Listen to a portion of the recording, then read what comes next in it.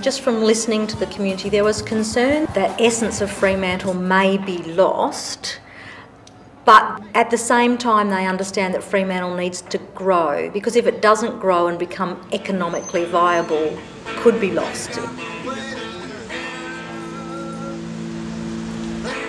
The challenge for Fremantle is to actually retain those really good bits. Part of our drive and our strategy and our thinking is to get a really strong commercial sector back in the city, to make sure the retail services that sector and the local population sector, as well as the tourist sector, of course, and the tourism sector is no bigger anywhere in WA than it is in Fremantle. It's a fine line of how you mix the old with the new. Fremantle has the challenge of how do you keep those sorts of diverse businesses and attract them.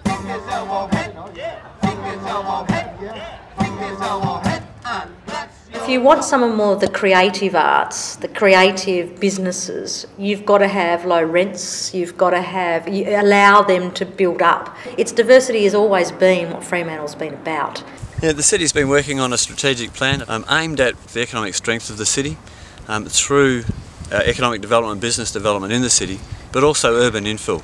Land like this, just east of our city, is a perfect opportunity to create that urban infill, to create a population that supports the economic activity in the city centre. We've just put out a scheme amendment which could potentially see well over 2,000 people in an area just on the very fringe. We've also set ourselves a target of having, in the next 5 years, at least 5 new major development sites either built or underway.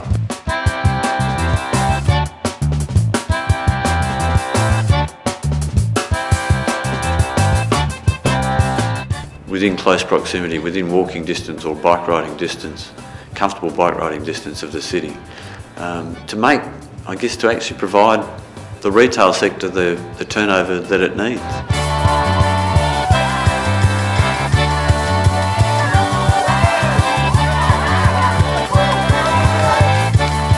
Key City Centre Strategic Sites Committee, that group is looking to identify sites that are ready for redevelopment, realistically probably could be redeveloped, engaging the owners of all of those sites and looking at potential development densities and uses.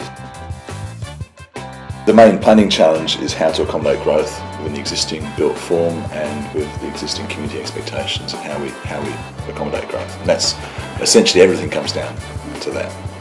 Fremantle grew up as a working port, soon very quickly became a regional centre, has been a regional centre ever since, and as far as this community is concerned and this council is concerned, it will always be a regional centre. There will be other evolving industries in Fremantle. Part of our strategy is to actually review that and see if we can actually facilitate or help that along. In the suburban areas, the same issue is about accommodating growth within community expectations of maintenance for amenity and lifestyle and character.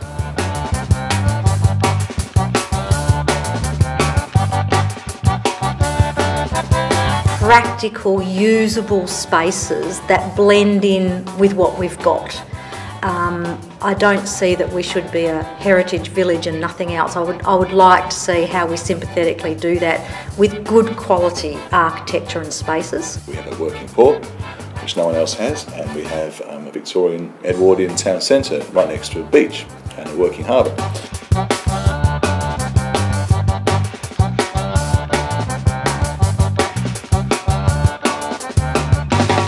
The waterfront is such a great attractor to Australians, and Fremantle's blessed with both ocean and river waterfronts that just provide an atmosphere and an attraction that not too many other places can boast.